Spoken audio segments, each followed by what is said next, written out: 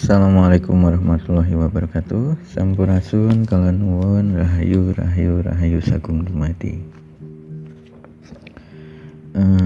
Selamat datang di channel Wayang Coach Chris Jawa Batara Surya. Terima kasih atas kunjungannya, terima kasih atas like, share, dan subscribe-nya juga. Kepada pengunjung yang baru dan yang lama, terima kasih banget, gak bosan-bosan juga ya ke channel saya ini. Kita mengkaji segala ilmu pengetahuan lah ya, yang bermanfaat gitu, intinya seperti itu. Oke, pada kali ini izinkan saya ingin membawa sebuah kajian tentang filsafat dan tasawuf, atau tasawuf dan filsafat lah. Ini ada sebuah pandangan lain ya, jadi saya ada sebuah referensi gitu. Jadi kenapa sih saya ingin membawakan tentang tasawuf dan filsafat ini gitu. Jadi selama beberapa minggu ini gitu ya, saya sering diskusi juga gitu dengan teman-teman gitu, apalagi di grup Facebook gitu ya, bicara tentang hakikat, makrifat gitu ya, kayak gitu-gitu. Lalu ada beberapa grup filsafat juga yang saya ikuti gitu, ada di grup WA juga, ada di Facebook dan lain-lain. Nah di sini ada satu pola pikir yang perlu saya kaji lagi gitu. Jadi ada satu pertemuan tentang disiplin ilmu, tentang filsafat ini sendiri. Kita ini Indonesia gitulah ya, itu mulai ada titik temu yang sudah mengakar gitu ya, di zamannya Bung Karno, di zamannya Tan Malaka dan lain-lain lah, para pemikir bangsa ini gitu ya. Ini berbicara tentang filsafat Barat dan Timur gitu ya, atau apa-apa. Nah di sini ketika bicara tentang tasawuf dan filsafat ini, saya lebih menggambarkannya seperti bicara pemikiran rasional, logika, akal, dan berbicara tentang batiniah.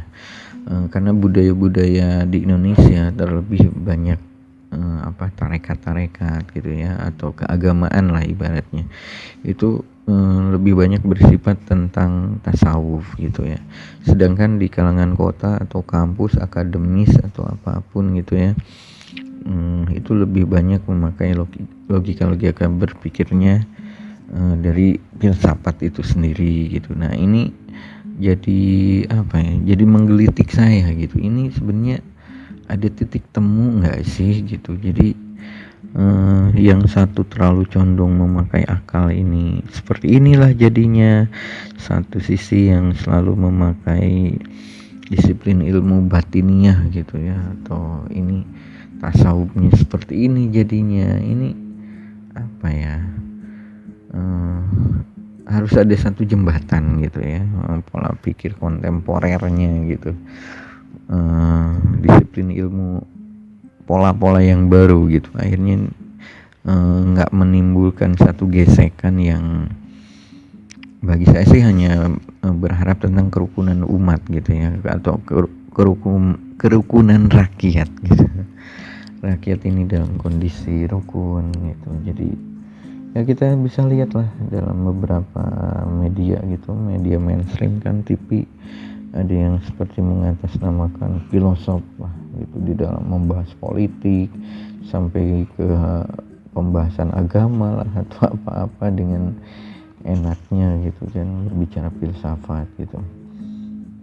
Satu sisi dari kalangan agamawan ya berbicaralah dengan pemikirannya gitu ya, dengan pemikiran politiknya, dengan pemikiran dalil-dalilnya, syar'inya gitu ya. Secara ini ada juga yang ya sedikit tasawuf gitu lah, atau tasawuf sendiri gitu lah ya, memakai metode-metode seperti itu. Itu pola pikir itu kan mewarnai bangsa kita nih hari ini gitu. Jadi saya ingin mencoba lah membahasnya gitu ya. Oke, kita masuk ke dalam materinya dulu ya. Sekarang kita akan melihat secara umum dulu aja lah, bagaimana sebenarnya hubungan antara filsafat dengan mistisisme. Nah, mistisisme atau bicara tentang tasawuf lah, atau nggak selalu harus mistis sih sebenarnya tasawuf ini. Mistisisme yang dalam konteks filsafat Islam disebut tasawuf emang. Jadi tasawuf ini sebenarnya seperti filsafat Islam gitu ya. Jadi tasawuf adalah filsafatnya Islam gitu aja lah kalau secara teman-teman yang mungkin baru mendengar atau baru memahami ya, dari teman-teman yang mungkin ya ada di kita berbeda keyakinan, mungkin dari teman-teman Hindu, Buddha, Kristiani. Nah ini jadi tasawuf ini, ada tasawuf nih disiplin ilmu filsafat Islam ini. Oke. Tasawuf dipahami sebagai mistisisme Islam. Nah, kadang disebut juga sufisme. Sufisme ini karena dinisbatkan kepada ahli tasawuf atau disebut sufi gitu. Nah ini tasawuf dimasukkan oleh Ibnu Khaldun dulu ya sebenarnya. Tasawuf dimasukkan oleh Ibnu Khaldun ke dalam kelompok ilmu-ilmu nakliyah agama. Sebagai salah satu ilmu nakliyah, maka tasawuf didasarkan pada otoritas, yaitu Al-Quran dan hadis, dan bukan pada nalar rasional seperti filsafat. Tasawuf dan filsafat memang bisa kita bedakan, karena sementara yang pertama bertumpu pada wahyu dan penafsiran esoterik atau batin, sedangkan yang kedua bertumpu pada akal. Nah, ini nih kalau bicara tentang wahyu dan akal. Ini saya ada benang merahnya sih sebenarnya, cuman saya ingin memakai ini dulu aja, referensi orang lain dulu ya. Meskipun begitu, tidak selalu berarti bahwa kedua disiplin ini bertentangan satu sama lainnya. Walaupun untuk kebanyakan orang, filsafat akan terasa aneh karena mereka hanya menafsirkan agama secara harfiah atau eksoterik.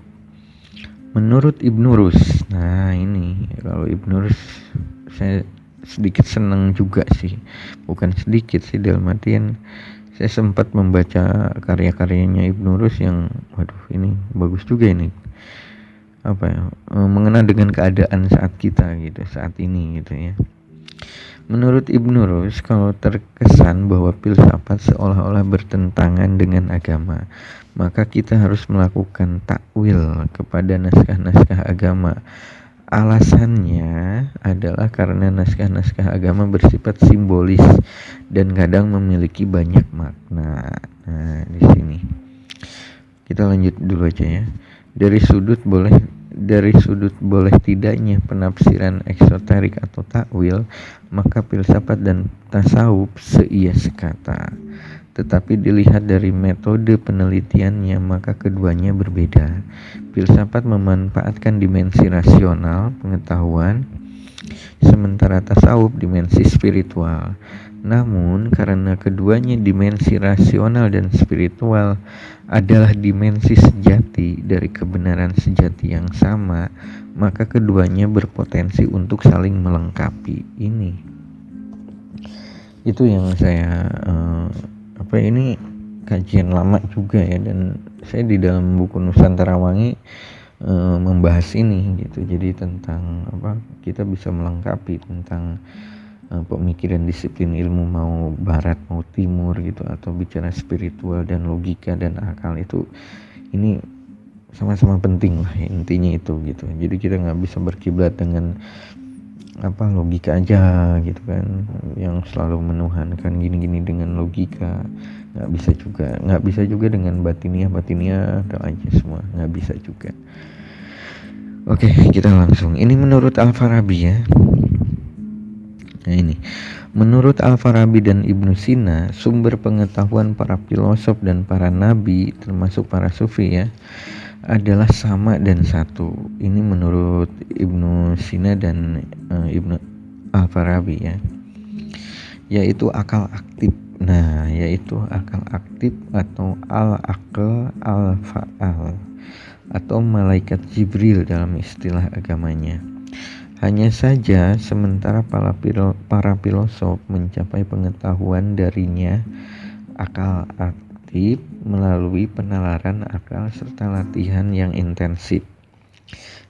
Sementara para nabi atau para sufi juga dan lain-lainnya memperolehnya secara langsung tanpa perantara. Sementara itu, untuk memperoleh pengetahuan, para filosof menggunakan penalaran diskursif ya.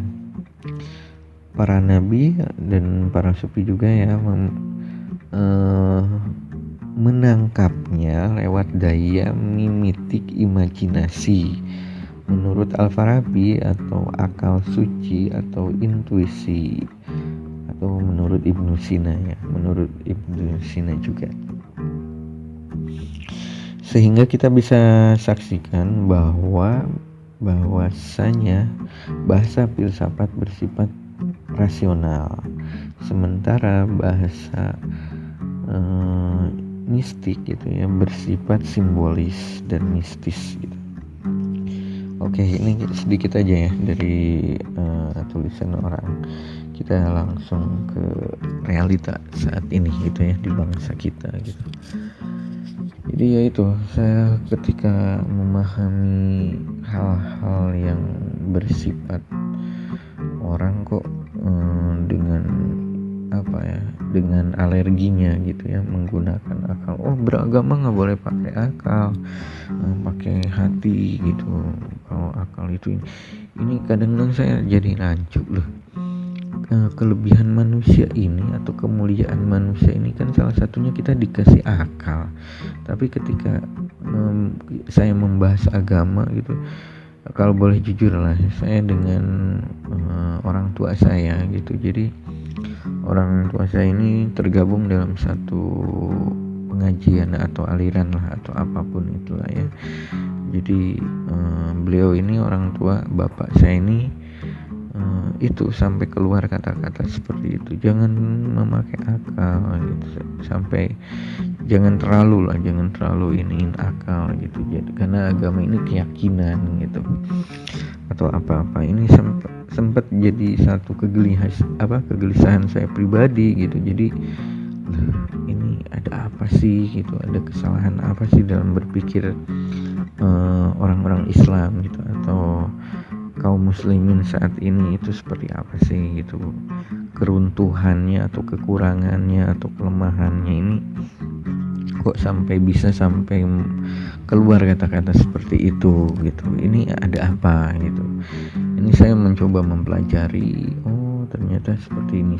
Oke lah, cuman kan ketika bicara apa ya, rasional gitu, jadi saya harus menggunakan akal nih. Beragama itu kayak gini, nggak masuk akal lah ketika bicara beragama hanya dengan keyakinan seperti ini, keyakinan buta tanpa bisa memahami ini secara maknawinya, secara batiniahnya, rohaninya, dan secara logisnya. Ini kalau ditentang secara logisnya, waduh ini nggak seimbang bagi saya seperti itu.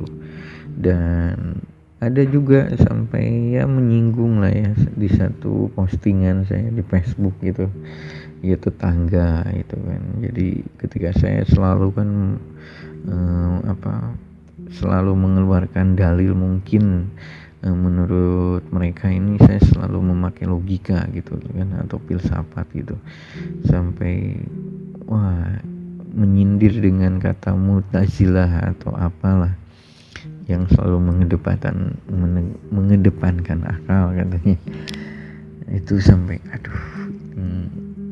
maksud saya sih, saya ingin imbang aja gitu. Jadi agama Islam itu akli nakli gitu. Saya jawab seperti itu gitu. Jadi antara akal dan hati atau keimanan dan logika ini seimbang gitu, lurus gitu, berbanding lurus gitu, karena kita manusia gitu. Kita manusia ini dikasih kemuliaan oleh Tuhan ini salah satunya kita berakal. Kalau tanpa berakal ya ibadah kita ya rusak gitu. Secara hukum kesucian kita, hukum ibadah lain itu kan harus ada aturannya gitu, dan itu masuk akal bagi saya gitu, dan itu memerlukan lah kajian-kajian logika atau filsafat sendiri. Itu sih pentingnya atau kenapa saya membawakan tema filsafat tasawuf gitu ya, atau tasawuf dan filsafat. Ya semoga pemahaman ini bisa kembali lah ya, menemukan titik temu. Dan sebenarnya yang meributkan hal-hal seperti itu juga kan ya kurang lah, mungkin ya kurang ada keinginan untuk mencari titik temunya gitu. Jadi lebih senangnya membanding-bandingkan atau membeda-bedakan gitu. Seperti itulah. Oke. Ya mungkin kajian saat ini kita cukupkan tasawuf filsafat.